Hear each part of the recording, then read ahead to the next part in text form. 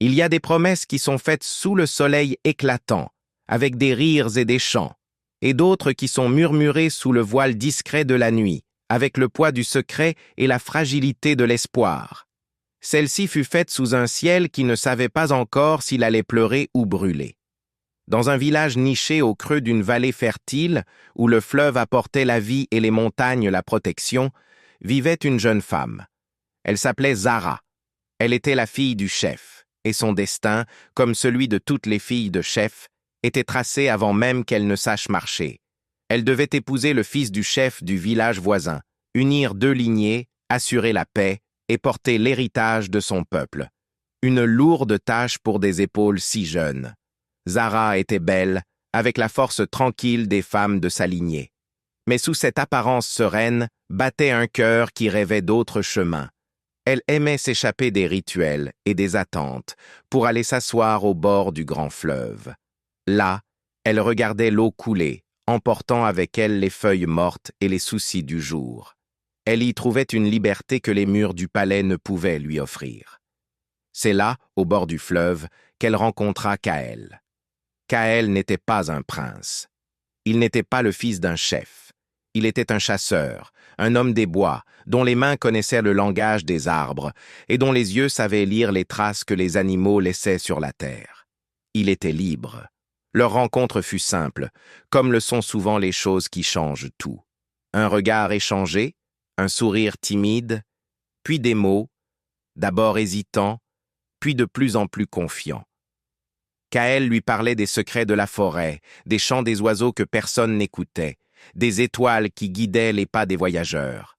Zara lui parlait des rêves qu'elle portait, des histoires que sa grand-mère lui racontait, des fardeaux de son destin.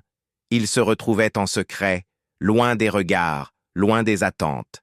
Leurs cœurs se mirent à battre au même rythme, un rythme interdit, un rythme dangereux. Un soir, sous un ciel constellé d'étoiles, Kaël prit la main de Zara. Il lui dit qu'il ne pouvait pas la laisser épouser un autre. Il lui dit qu'il l'aimait, d'un amour pur et sauvage, comme la forêt qu'il connaissait si bien. Zara, le cœur déchiré entre son devoir et son désir, pleura. Elle lui dit qu'elle l'aimait aussi, plus que les étoiles, plus que le fleuve, plus que sa propre vie. Alors, Kaël fit une promesse. Il lui dit qu'il irait au-delà des montagnes, au-delà des déserts, pour trouver un moyen de la libérer de son destin. Il lui dit qu'il reviendrait, plus fort, plus sage, avec une solution. Il lui demanda de l'attendre. Zara, les yeux pleins de larmes mais le cœur rempli d'espoir, lui fit la même promesse. Elle l'attendrait. Elle l'attendrait aussi longtemps qu'il le faudrait. Kaël partit au lever du soleil, sans un mot, sans un adieu. Il laissa derrière lui une jeune femme dont le cœur était désormais partagé entre deux mondes. Les jours se transformèrent en semaines, les semaines en mois. Zara attendait. Elle allait au bord du fleuve chaque soir, regardant l'horizon, espérant apercevoir la silhouette de Kaël. Mais Kaël ne revenait pas. Le village, lui, ne se souciait pas des promesses murmurées. Le temps des fiançailles approchait. Les anciens commençaient à s'inquiéter. Le chef, son père, la pressait de se préparer. Il lui rappelait son devoir, l'importance de l'alliance, la paix du peuple. Zara se sentait prise dans un étau. Elle essayait de croire que Kaël reviendrait, qu'il trouverait une solution. Mais le doute commençait à s'insinuer dans son cœur. Et si Kaël l'avait oublié? Et s'il avait trouvé une autre vie, une autre femme, dans ses voyages lointains? Et si sa promesse n'avait été qu'un rêve, une illusion au bord du fleuve? Un jour, une caravane de marchands traversa le village. Ils venaient de terres lointaines, au-delà des montagnes, au-delà des déserts. Zara, le cœur battant, alla à leur rencontre. Elle demanda des nouvelles des terres qu'ils avaient traversées. Elle décrivit Kaël, son courage, sa force, son regard. Les marchands écoutèrent, le visage grave. L'un d'eux, un vieil homme aux yeux fatigués, finit par parler. Il dit qu'il avait vu un homme qui ressemblait à la description de Zara. Un homme fort, un chasseur, qui avait tenté de traverser le désert des murmures. Un désert où les vents portent les voix des esprits, où les mirages trompent les voyageurs, où la soif est une compagne fidèle. Il dit que cet homme avait été vu pour la dernière fois s'enfonçant dans les dunes, cherchant un chemin que personne n'avait jamais trouvé. Il dit que le désert ne rendait jamais ce qu'il prenait. Le cœur de Zara se brisa. La promesse de Kaël, faite sous les étoiles, semblait s'être perdue dans les sables du désert. Elle comprit alors que Kaël ne reviendrait pas, que son amour était mort quelque part, loin d'elle, loin de soi. La promesse de Kaël, faite sous les étoiles, semblait s'être perdue dans les sables du désert. Elle comprit alors que Kaël ne reviendrait pas, que son amour était mort quelque part, loin d'elle, loin de son village, loin de leur fleuve.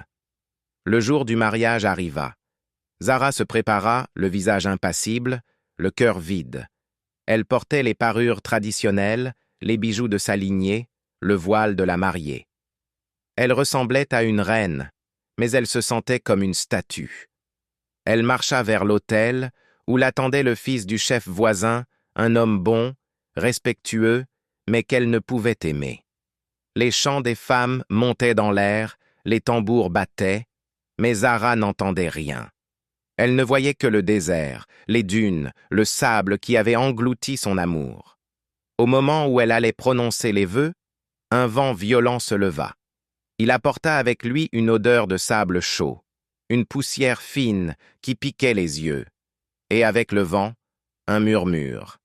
Un murmure que seule Zara semblait entendre. C'était la voix de Kaël. Elle lui disait qu'il avait essayé, qu'il avait cherché, qu'il avait lutté. Elle lui disait qu'il l'aimait toujours, que son amour était plus fort que le désert, plus fort que la mort. Elle lui disait de vivre, de ne pas se laisser mourir avec lui. Zara ferma les yeux.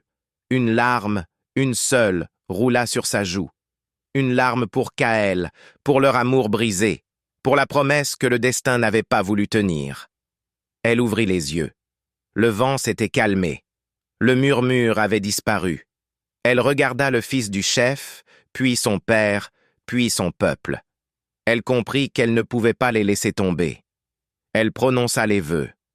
Elle devint l'épouse, la princesse, la future chef. Elle remplit son devoir.